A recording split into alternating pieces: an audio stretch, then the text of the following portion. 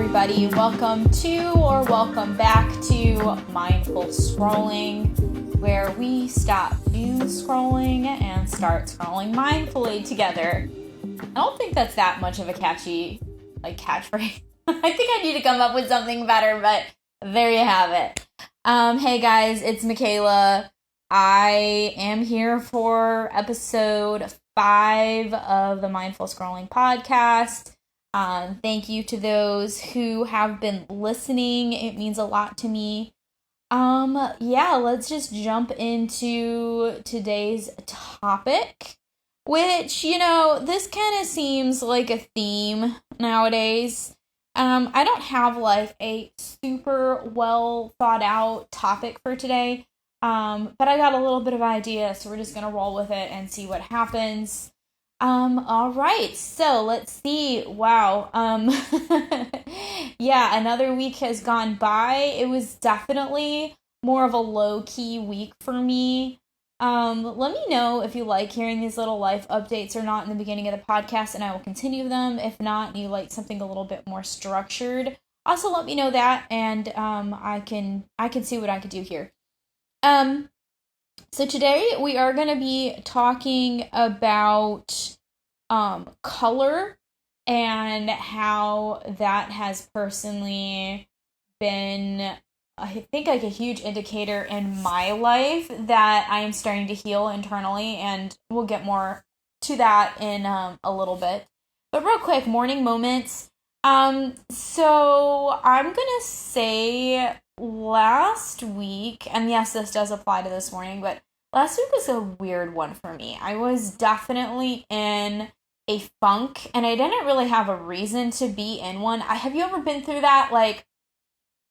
I didn't really know what was upsetting me. I wasn't angry, I wasn't anxious, it wasn't anything like that. I just felt kind of blah. I described it to Philip as I just felt despondent, and I'm not even sure if that's the right word. It just felt I don't know, I was in a funk, and, I think that is okay, I don't think that there's anything wrong with having weeks like that. It's just, you acknowledge it, you have grace on yourself, and you move on. But it was a little bit of a weird week for me, and the reason that ties into today's morning moment is, weekend happened. I actually had, some jobs over the weekend, Thursday through Sunday, in Augusta, Georgia, which we call it Disgusta for a reason. But their claim to fame, anybody who is into golf, which I am not, is the big Masters golf tournament that happens every year, and it's, I guess, a really, really big deal. I don't care about golf, so I really don't know much about it, except that it is the only time of year that, and just to clarify, I do not live in Georgia. I live in South Carolina, but I'm right on the border.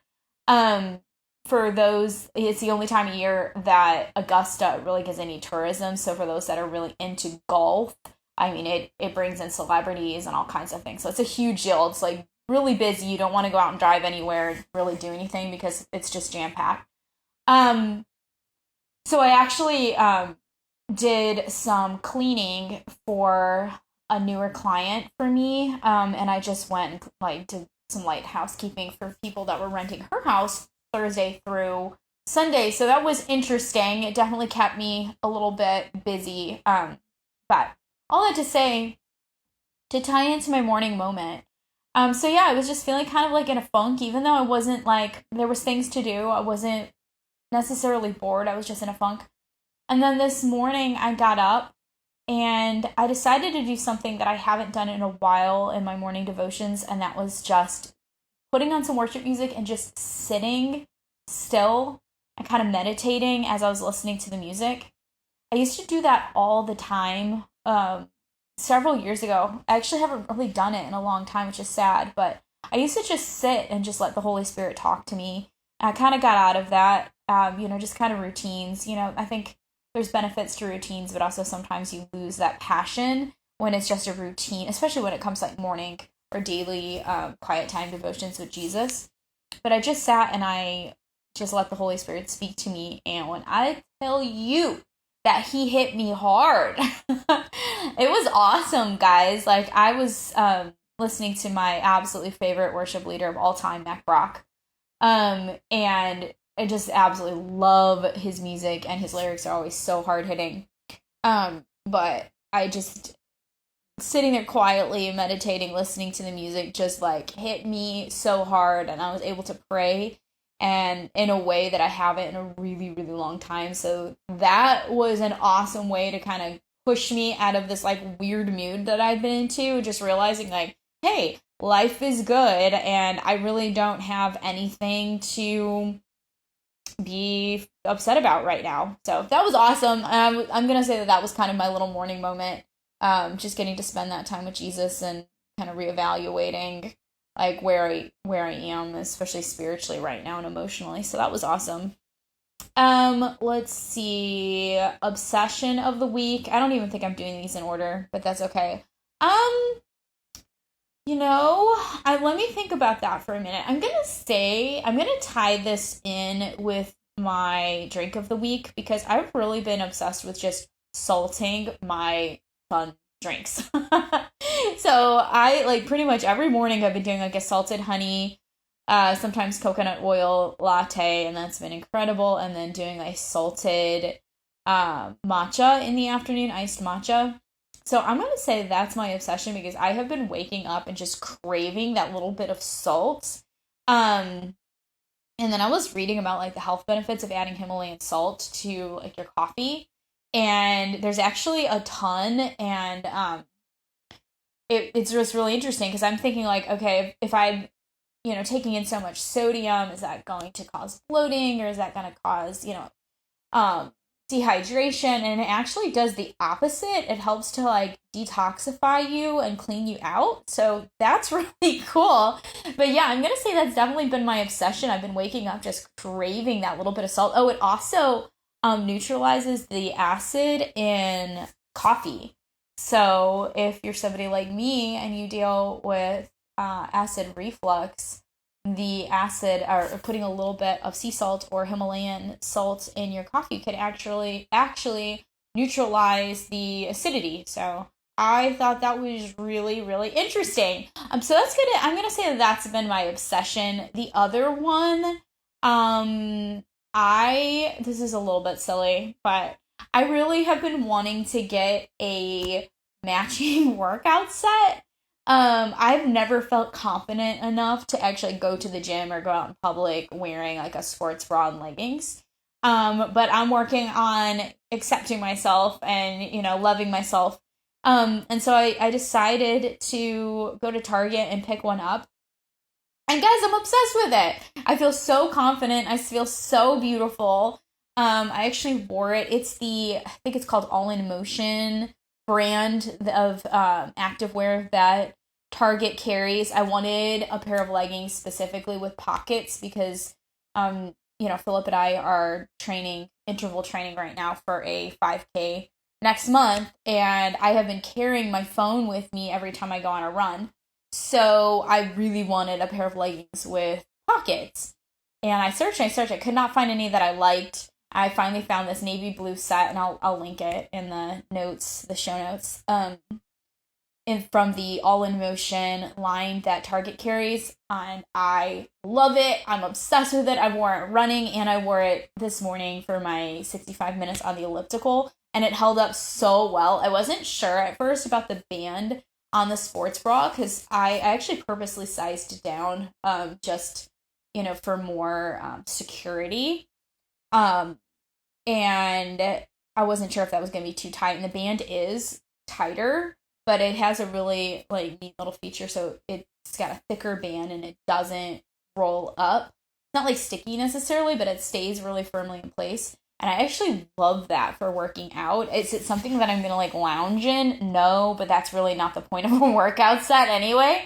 So that has been really, really, really fun. And it's good to feel good about, what you're wearing when you go to the gym or when you're doing anything active. So that's my other like big obsession. And like, so salt in my coffee and matcha and then my workout set are my big obsessions for this week. And yeah, and then that ties into the drink of the week. But also I if you remember, I mentioned dirty sodas last week's episode. Well, I finally tried it with an Olipop, and I did the cream soda, and then Philip did the cherry like Coke. I think it's supposed to be like a cherry Coke, like dupe or whatever, like the healthy version. And we loved it, guys. We used Nutpods. It was my first time ever using Nutpods. I've heard everybody talk about them. And I think my life changed because I'm never going back. We got the toasted coconut almond Nutpods, and it was life changing, guys. Like this drink, especially the what, my brain's not working right now. But the Olipop with the Nutpods, the toasted coconut Nutpods, was amazing. Amazing. Cream soda. I could not think of the name. The cream soda Olipop with the toasted coconut or toasted marshmallow Nutpods. Life changing. If you do it, please let me know. So good. And then moving on to read of the week. So I am reading Beautiful Ugly by Alice Feeney, as I mentioned in my last episode. It is really good so far. And that one I'm reading physically right now. It's really good. I don't know if it's going to be a 5-star for me necessarily, but it's definitely floating around the 4.5 kind of category situation right now. So I am enjoying it. I am 76% of the way through, so I am purposely trying to read it a little bit more slowly because I don't have another physical book that I want to read right now, so I'm trying to take my time getting through Beautiful Ugly. Audiobooks, I actually finished 2. No, actually 3. Yeah, I read 3 this week. How crazy is that? This is what happens when I clean houses. I just put on those audiobooks, and that is all I tune in so hard to my audiobooks, and I almost forget that I'm even working because I'm so focused on the story. So I finished Claire Darling by Callie Kuzami. I gave that one 4 stars. It wasn't like insanely jaw-dropping or anything, but it was a solid thriller. I enjoyed it, and yeah, it was a good book. It was definitely a 4-star. I wouldn't give it any higher than 4 stars, but it was really, really good. It was solid. I would recommend. And then I got into this author that I have never actually heard of before, and I'm on their 3rd book this week right now. It's M.I. Hattersley. Oh, and Claire Darling, by the way, is written by Callie Kuzami, if I didn't say that. But M.I. Hattersley, I've read The Spare Room and The Pact. I really enjoyed the audiobook, especially for The Spare Room. It is narrated by one of my favorite narrators. Her name's Imogen Church. She's just so fun to listen to. I love when a book is set in England and narrated by an English narrator. It's so much fun. I love it. I also, if you're wondering why I'm able, or how I'm able to finish so many audiobooks in a week, I listen to all of my audiobooks on 2x speed, which may or may not say something about the state of my mind, because I actually digest them better the faster they are. Philip thinks I'm crazy, but that's how I read so many books in a week. But yeah, love Imogen Church. So she was the narrator for The Spare Room. I gave that one a 4-star as well. I didn't have any 5-star reads this week. Most of them landed around 3 to 4 stars. And then also by M.I. Hattersley, I read The Pact. I gave that one a 3-star. It was okay. I mean, I wouldn't necessarily tell you to definitely go ahead and read it. I mean, it's all right if you like the author, which I found that, I think they're generally good. I would compare their writing style somewhere between like Frida McFadden and Lisa Jewell, who are both like top tier for me. I love both of them. So, solid thrillers. And then I guess actually, so that's 3. And then I'm reading Beautiful Ugly. And then I'm also listening on audio to The New Girl by M.I. Hattersley. And that one's been really, really fun as well. Right now, I think it's probably going to land around a 4 as well. So, yeah, pretty average, maybe a little slightly better than average new author for me that I've really enjoyed. So Those are my favorites and obsessions of the week. Again, if you like this sort of rambly, keeping you updated on what I'm doing during the week, let me know. And I'll continue this. And if you want me to cut it out, I can try to shorten it and get straight to our topic, but just let me know, leave me a comment. So I just kind of quickly want to jump into the main topic of today's or this week's episode. And it's something that it's not like profoundly deep or intense or anything like that, but just something that I've noticed in my own life that maybe you've noticed in yours as well. And I wanted to briefly talk about healing and how that can physically manifest itself in your life.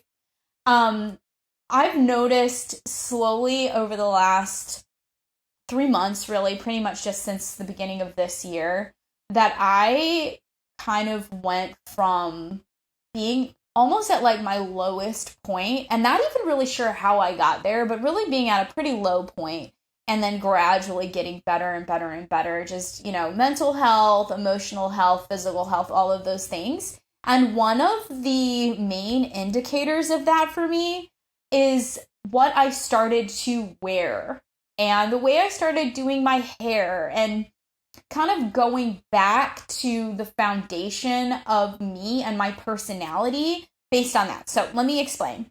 So a few months ago when I was going through, kind of a darker time or a harder time, not to be like super serious or anything, I noticed, and this, went on for about a year and a half, I was wearing a lot more dark colors, and there is absolutely nothing wrong with this, but I just think especially for like us girly girls or us that are drawn to more like fun, playful, colorful, just like things in general, whether that's clothing or art or whatever it is, I think it's a huge indicator that maybe something is wrong when that like color totally leaves our lives.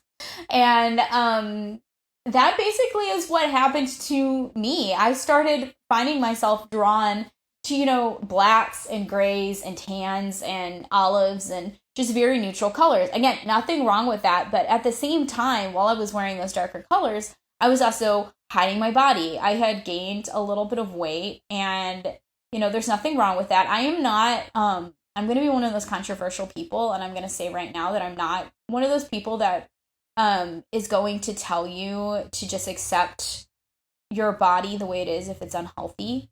And yeah, I'm probably going to get flack for that. But if you can and want to lose weight and it's done in a healthy way, I would encourage you to do so. I have been on a little bit of a journey myself, and it hasn't been a huge amount or anything. But just getting to a place that I feel confident and healthy has been really a priority for me. So, during this time, I'm wearing drab, just feeling drab, wearing drab colors, and then trying to hide my body in like the biggest pieces of clothing that I could find, like huge t-shirts and long shorts and whatever. Again, absolutely nothing wrong with that, but I think it was just a big indicator that something just was not quite right in my life, and it was physically manifesting itself in like even the way I was carrying myself or just the insecurity that I was constantly feeling. And I have a point to all of this madness, I promise. I will get to it in just a second. But, as time has gone on and I have found myself starting to get to a better place mentally, there's been the biggest shift. I feel like wearing color again.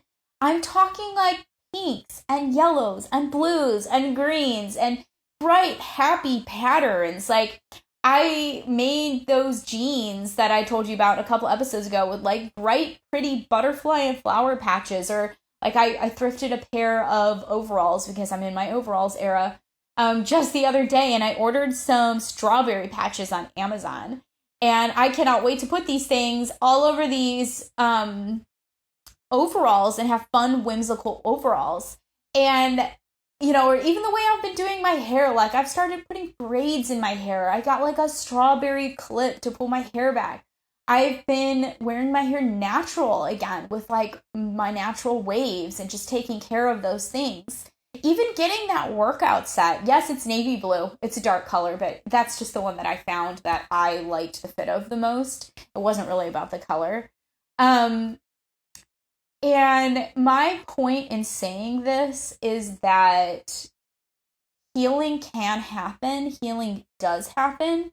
And I think sometimes we need to just take a step back and look around. Sometimes, and I was talking about being in a funk last week, and that was just a week, and I moved on from it and I'm fine.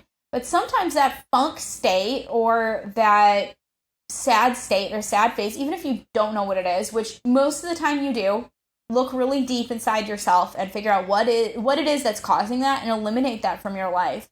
And sometimes we can see these indicators in our life, and when we step back and look at it, if we're thinking like, something's not quite right, I'm just kind of in this routine, I'm in this mundane type of mindset right now. What is it? Like, what is going on with me? And I promise you, not only will you be able to see it, but the people around you can see it too. And so I'm just so excited to be able to tell everybody that I think I'm healing, guys. I think I'm healing. I think I'm starting to live again. I'm getting my spark back and my color back. And I hope this is encouraging to somebody who maybe has been struggling or has just had an off year or maybe an off month or an off week or whatever it is, that healing can happen.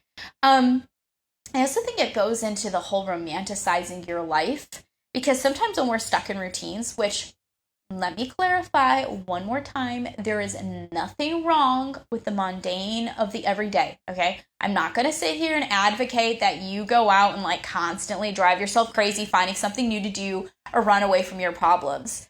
But sometimes life just feels like you're stuck, okay? And it's not even necessarily that you're depressed or anything like that, but you're just stuck and you don't know like what the next step is. And that's fine. But when we take the time to romanticize the small things in our life, it could really change our perspective on anything. So you say, Michaela, I hear everybody talking about romanticizing your life. What does that look like? Okay, so romanticizing your life, a big one for me, and this might be fun for you. It may not. You may think that I'm childish and silly, and that's okay. This is what's good for me. It may be coming down to like what you are choosing to wear. And maybe waking up and putting on a fun pink outfit or whatever your favorite color is, and getting back to that place of, that makes your inner child happy. Like I've been calling it toddler core because I feel like some of what I've been wearing lately, like realistically, maybe a lot of like women in their 30s wouldn't wear, but I don't care because it makes me happy. And it's a type of dopamine dressing that is just been so good for my soul and my heart. And it's making me feel alive and happy again. So again, like those overalls with the patches on them or the space buns that I've been wearing or whatever that is. And that's a way that I can romanticize something very small and simple and maybe even insignificant, but it does something to your inner self. It does something for your inner child. And at the end of the day, I think that those sorts of things are really, really important on our journey to health and wellness. Another example might be that morning cup of coffee or morning cup of tea or whatever it is that you like to drink in the morning, and really taking the time to enjoy the way that your coffee smells when you first open the bag in the morning, or how green and beautiful your matcha looks when you mix it in with your milk, or just that first taste, maybe using a mug that you really love, a mug that makes you feel, cozy, lighting a candle, setting the stage, setting the ambiance, even if it's, the same exact thing that you do every single day. There are little things that you can do in that same routine to sort of romanticize and, just make it a little bit more special. candles are a huge one. I love lighting a candle, and it doesn't really matter what time of day it is. And you can switch out your candles too, depending on the season. I am in desperate need for some new candles. I burnt mine, like I used them up because I burn them so frequently. I need to go out and I need to go shopping for some new like spring and summer candles. But candles are a wonderful way that you can set the tone and romanticize your everyday.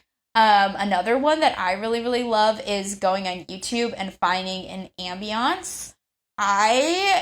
This is probably sounds like counter to what I've been saying, but I tend to like the kind of dark and moody ambiances. So like the rain, the rainy coffee shop or rainy bookshop ambiance, and like especially if it's early in the morning or if it is a rainy or cloudy or foggy day, I love to turn on one of those, light a candle, and then get my blanket and curl up on my couch and do my devotions, read a book, whatever that is. So there are things throughout your everyday that you can do to romanticize your life.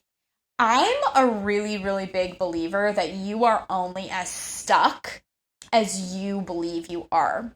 So, let me explain this a little bit.